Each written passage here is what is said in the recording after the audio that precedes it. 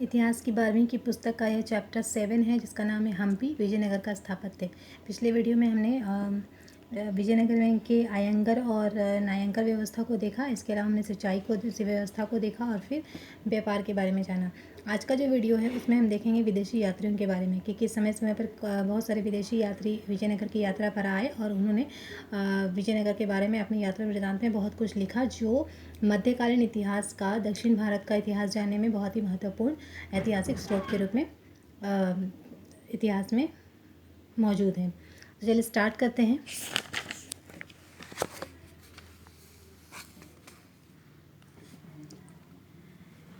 एक साइड में विदेशी यात्रियों के नाम हैं, फिर वो किस देश से बिलोंग करते थे वो है, फिर उनका भ्रमण काल मतलब कब से कब तक वो विजयनगर में रहे। इसके बाद है उसका यात्रा वृत्तांत, जिस चीज़ को उन्होंने लिखा उसका यात्रा वृत्तांत किस नाम से जाना जाता है, और फिर है कि वो किस शासक के समय में विजयनगर की यात्रा पर आए थे। तो स्टार्ट करते हैं हम लोग सबसे पहले निकोलो कोंटी। निकोलो कोंटी जो है वो इटली का नागरिक था और वो 1420 ईस्वी में भारत आया था, जिसने विजयनगर की यात्रा पे निकला था और वो विजयनगर की यात्रा पर 1420 से 1422 ईस्वी तक रहा और उसने यहाँ पे जो भी लिखा उसे अपनी यात्रा वृत्तांत में लिखा, और वो देवराय प्रथम के समय में भारत आया था। उसके बाद हम आते हैं नेक्स्ट, जो हमारा विदेशी यात्री है वो है अब्दुल रज़्ज़ाक। वो ईरान देश का था। 1441 से 1442 ईस्वी तक वो उसका भ्रमण काल है। उसने जो यात्रा वृत्तांत लिखा उसका नाम था मतले सादेन, और वो देवराय द्वितीय के समय में भारत आया था। नेक्स्ट जो है अफनासी निकितीन, ये रूस का यात्री था।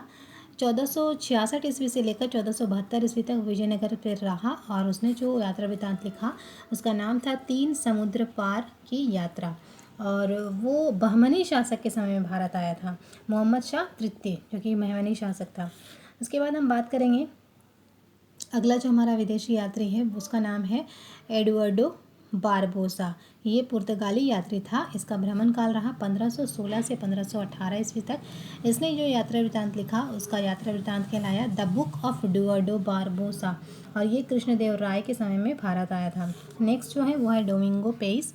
ये पुर्तगाल का यात्री था। 1520 से 1522 ईस्वी तक ये भारत पे विजयनगर में रहा, और इसकी जो यात्रा वृत्तांत है वो कहलाई डोमिंगो पेस की कथा, और ये भी कृष्णदेव राय के समय में ही भारत आया था। नेक्स्ट जो है वो है फर्नाओ नूनीज। ये पुर्तगाल का था। 1535 से लेकर 1537 ईस्वी तक यह विजयनगर में रहा, और इसका यात्रा वृत्तांत कहलाया क्रॉनिकल ऑफ फर्नाओ, और ये अच्युत राय के समय में भारत आया था। अब हम एक एक करके सबको देखेंगे।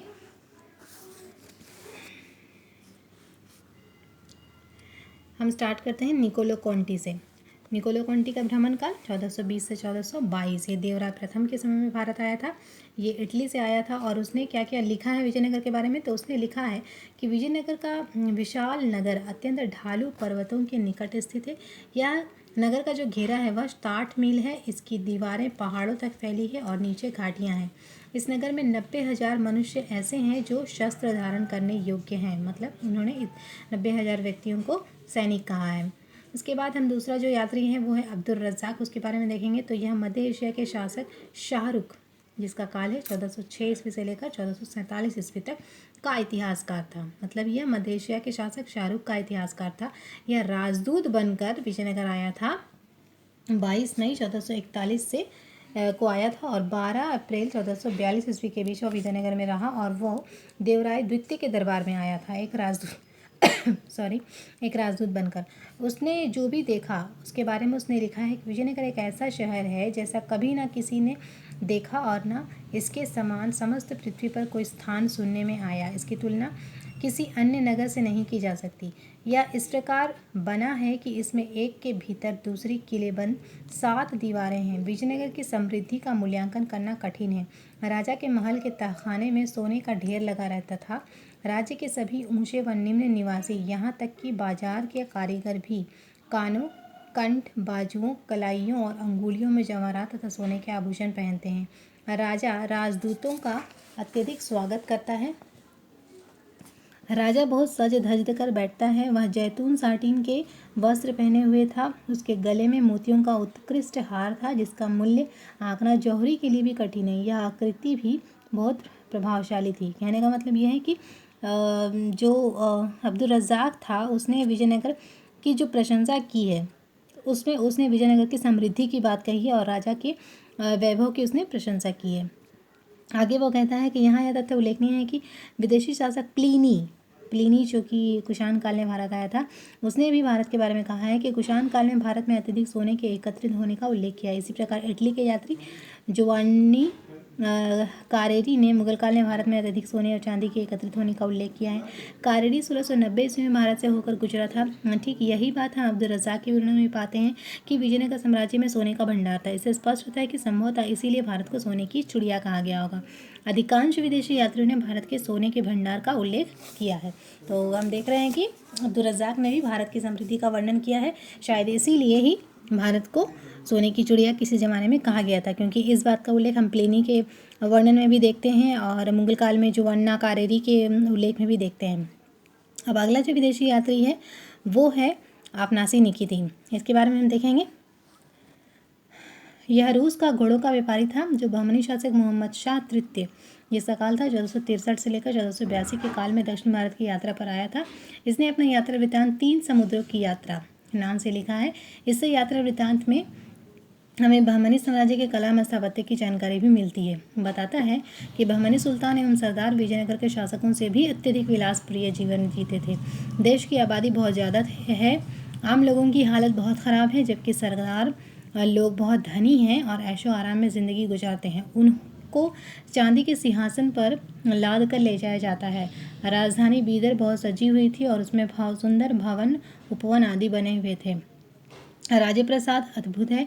इसमें प्रत्येक जगह सोने का काम किया गया है। छोटे से छोटा पत्थर आश्चर्यजनक रूप से कटा हुआ तथा स्वर्ण मंडित है। सुल्तान के प्रसाद में 7 प्रवेश द्वार हैं। प्रत्येक द्वार पर 100 रक्षक तथा 100 मुस्लिम लेखक हैं जो प्रत्येक आने जाने वाले का नाम लिख लेते हैं, बैठे रहते हैं। विदेशियों को नगर में प्रवेश की अनुमति नहीं है। 100 कवचधारी और मशाल लिए हुए कोतवाल सारी रात बीदर नगर में पहरा देते हैं। कहने का मतलब यह है कि जो बहमनी शासक है उसके बारे में उसने कहा है कि बहमनी शासक बहुत ही वैभवपूर्ण और विलासितापूर्ण जीवन जीता है। हालांकि विजयनगर के तुलना में बहमनी राज्य के लोगों के बारे में आपनासी निकितीन ने बताया कि यहाँ के लोग गरीब हैं, भले ही यहाँ का शासक बहुत ही वैभवपूर्ण जीवन जीता है। आगे वह कहता है कि आपनासी निकितीन का भारत आगमन भारत रूस मैत्री का आधारशिला बना। उसने अपने लेखन में हिंदू और रूसी प्रथाओं के समानता के बिंदु खोलने के प्रयास किए हैं। उसकी यात्रा वृत्तांत के आधार पर भारत व रूस ने संयुक्त रूप से परदेशी फिल्म का निर्माण किया था। भारत रूस मैत्री के इस आधार पर पुख्ता स्वरूप गिरासेम स्तीपानोविच लिविदेव ने दिया है। यह 1785 से 1797 ईस्वी के बीच भारत या बंगाल पर यात्रा पर आया था। लिविदेव को रूस में भारत विद्या का जनक कहा जाता है। इसके बाद हम देखेंगे एडुआर्डो बारबोसा के बारे में, जिसका काल है 1516 से 1518। यह पुर्तगाल का यात्री था। उसने वो कृष्णदेव राय के समय में भारत आया था। उसने यहाँ के व्यापार पर अत्यधिक प्रकाश डाला है और उसने कहा है कि कालीकट में बहुत अधिक व्यापार होता था और इसीलिए अनेकानेक देववासी, अरब, फारसी, खोरासियन यहाँ आकर रहने लगे। मालाबार भी छोटा स्थान है पर यहाँ आबादी बहुत अधिक है। विजयनगर बहुत विस्तृत, अत्यधिक घना बसा हुआ है। यहाँ हीरो, पीगू के लालो, चीन के रेशम, सिकंदरिया के सिल्क, मालाबार के मुश्क, काफुर, मिर्च, दालचीनी व चंदन के घने व्यापार का केंद्र है। लोगों के आवास छप्पर के हैं पर भी सुदृढ़ हैं और व्यवसाय के आधार पर कई खुले स्थानों वाली लंबी गलियों में व्यवस्थित है। आगे हम देखेंगे डोमिंगो पेस के बारे में। वो कहता है, या पुर्तगाली यात्री कृष्णदेव राय के दरबार में भारत आया था। उसने लिखा है कि राजा मझोले कद का मतलब मीडियम उसकी हाइट है। वह गोरे रंग का है, थोड़ा मोटा है, चेहरे पर चेचक के दाग हैं, वह अत्यधिक प्रभावशाली है, हंसमुख और प्रसन्नचित्त है, विदेशियों का आदर करता है, सैनिकों की चिंता करता है, उसका हालचाल पूछता है, सभी उससे प्रेम व आदर करते हैं और वह वीर और सभी बातों में आदर्श है। विजयनगर के बारे में पेस बताता है कि मैंने एक पहाड़ पर चढ़कर विजयनगर का अवलोकन किया, क्योंकि यह एक स्थान से पूरी तरह नहीं दिखा जा सकता। यह कई पर्वत श्रृंखलाओं के बीच स्थित है। यहाँ मुझे रोम जितना विशाल प्रतीत हुआ। मतलब क्या है कि डोमिंगो पेस ने विजयनगर की तुलना रोम से की है। यह देखने में अत्यधिक सुंदर है। इसमें कई उपवन है, कई स्थानों पर झीलें हैं, राजा के महल के समीप ही खजूर के पेड़ों का बागीचा है तथा फलदार वृक्ष हैं। तो डोमिंगो पेस ने विजयनगर की प्रमुख संरचना महानवमी का डिब्बा का भी उल्लेख किया है, जिसे विजय का भवन कहा जाता है। वो कहता है कि इन संरचनाओं में एक के ऊपर एक दो मंच है। सुंदरता से चित्रित ऊपरी मंच पर इस विजय के भवन में राजा ने कपड़े से बना एक कमरा बनवाया है, जहां मूर्ति का एक पूजा स्थल है, और एक अन्य में बीच में एक चबूतरा रखा हुआ है, जिस पर राज्य का सिंहासन खड़ा हुआ है। डोमिंगो पेस के उदाहरणों में हमें विजयनगर के स्थापत्य को समझने में काफ़ी मदद मिलती है। अब हम लास्ट देखेंगे फर्नाओ नूनीज के बारे में, जिसका काल है 1535 से लेकर 1537 ईस्वी तक। यह पुर्तगाली यात्री अच्युत राय के काल में विजयनगर आया था, और उसने कहा है कि विश्वासघात करने वाले सरदारों को एक लकड़ी की सूली पर जीवित लटका दिया जाता था, और निम्न श्रेणी के लोगों का उनका चाहे कोई अपराध हो, राजा बाजार में सिर काटने की आज्ञा देता है, और हत्या का भी यही दंड दिया जाता है। केवल मल्ल युद्ध में प्राण हरण अपराध नहीं है। समस्त भूमि पर राजा का अधिकार है, और उसी के हाथों में यह सरदारों को प्राप्त होती है। सिवेल ने भी अपनी पुस्तक ए फॉरगॉटन एम्पायर में पेरिस और नूनीज के विवरणों का उपयोग किया है। नूनीज घोड़ों का व्यापारी था। मोहम्मद कासिम, जो फरिश्ता के नाम से प्रसिद्ध है, के ग्रंथ तारीख फरिश्ता से मिलाकर इन विदेशी यात्रियों के विवरण की जांच इतिहासकारों द्वारा की गई है। तो ये था विजयनगर के जितने भी विदेशी यात्री आए उनका विवरण के आधार पर विजयनगर के बारे में उन्होंने क्या लिखा वो। तो आज की वीडियो हम लोग इतना ही रखते हैं। Thank you.